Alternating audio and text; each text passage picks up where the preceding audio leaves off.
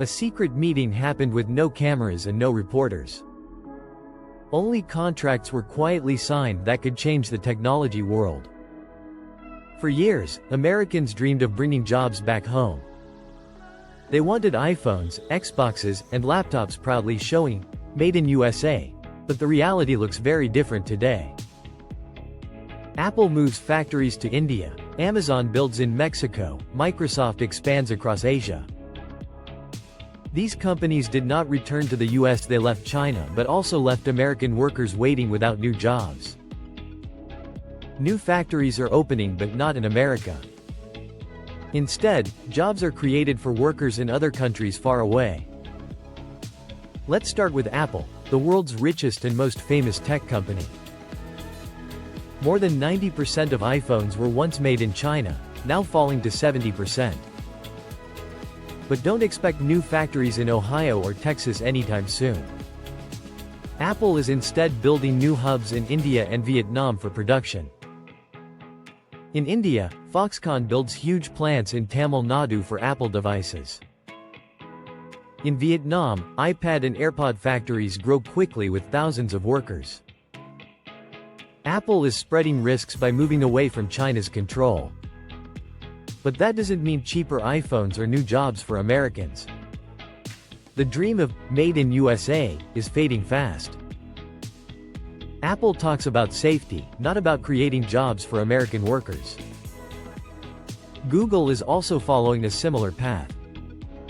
At first, many Pixel phones were produced in Vietnam for global sales. But then Google shifted large production to India instead. Why?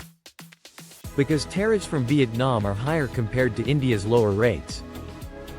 So Google works with Foxconn and Dixon to expand production.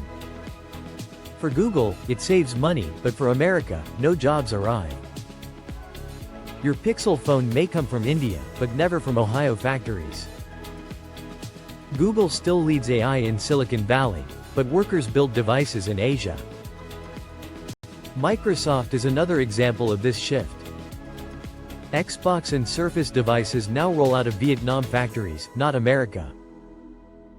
Why Vietnam? Cheap labor, more stability, and escaping the China trade war. But again, American cities like Detroit or Seattle do not get these jobs. Microsoft speaks of innovation, but factories simply change addresses from China to Vietnam.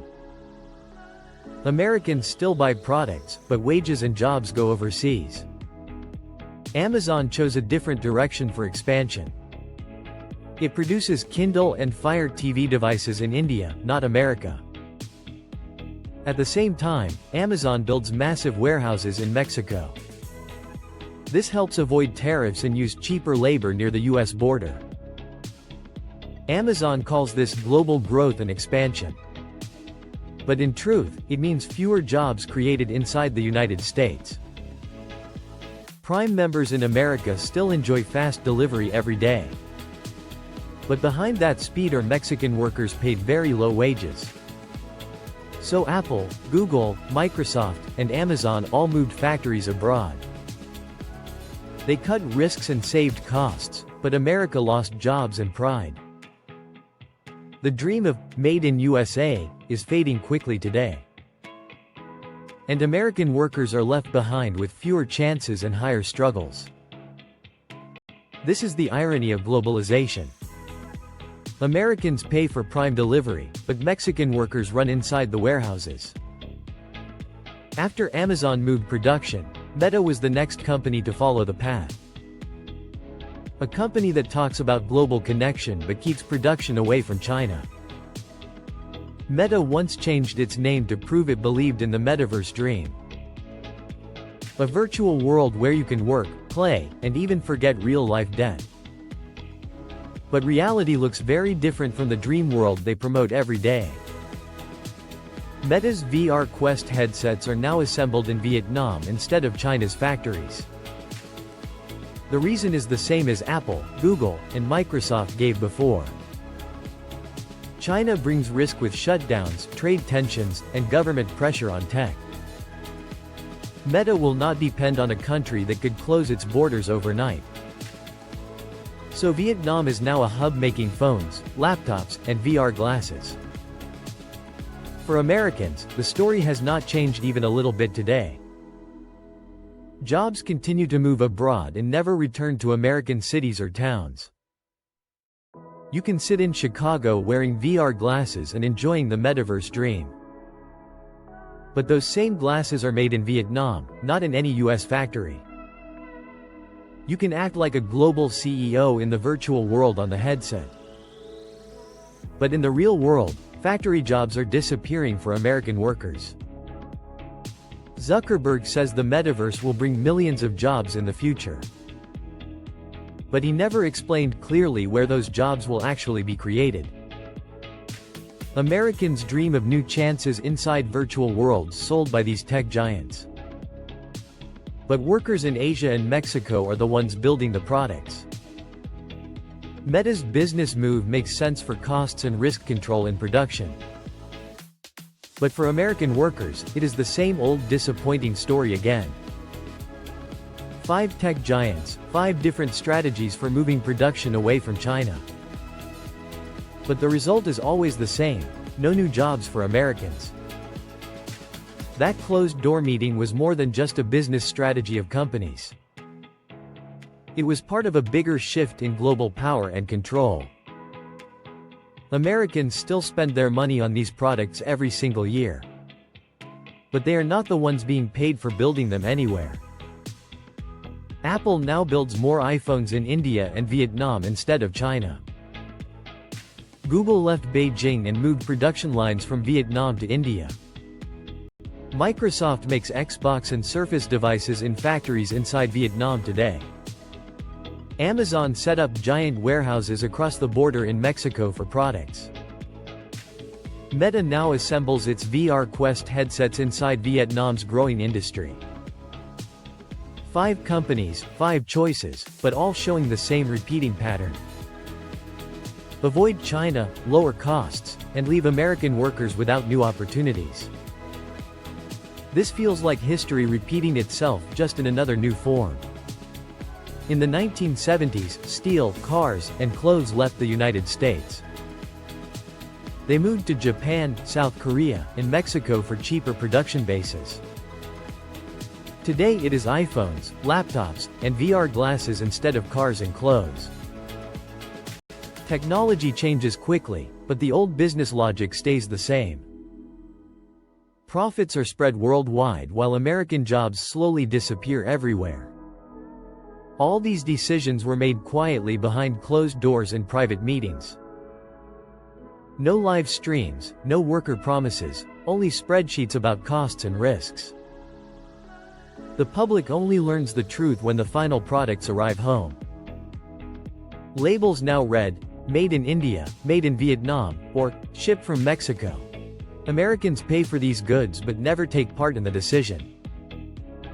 The US government says loudly, "Bring jobs home to America again." But its own policies push corporations to find other places to build. High labor costs, tough rules, and trade wars keep factories outside America. No CEO will cut company profits just to save jobs in the US, so Americans face a hard truth that feels impossible to solve. They want cheap products and secure jobs inside the country at once. But both cannot exist together in today's global business reality. People get affordable phones and fast shipping but not new jobs. This is bigger than simple business news inside the United States. It is a global political game changing power balances every day. China is losing its role as the world's main production factory. But the winners are India, Vietnam, and Mexico, not the United States. Ordinary Americans are left like spectators watching a global match. They pay for tickets, watch the game, but never join the field. That secret meeting of Apple, Google, Microsoft, Amazon, and Meta decided more. It was about the flow of power moving across the world quietly. The real question is not what China loses in this process. The question is what America and American workers will have left. Globalization has not ended at all in the present world system. It has only changed its address to different countries for now. So who really wins in this game of factories and profits? Is it big tech giants making record profits every single year? Is it rising countries building strong industries and new workforces now? Or is it governments reshaping power with tariffs and new trade policies? And what about the average American family watching from the sidelines? Are they just spectators in a game deciding their own future? Tell me your thoughts about this situation in the comments below. Is this a chance for America or just another false promise? Leave your ideas below and I may share them next time. If you found this video useful, please subscribe to the channel now. In part 2, we will ask who really benefits when China loses. And do not forget to hit the bell for notifications always. This video is not against any country or individual anywhere. It is based on public reports and widely available information. The goal is simple and clear, perspective and discussion for everyone.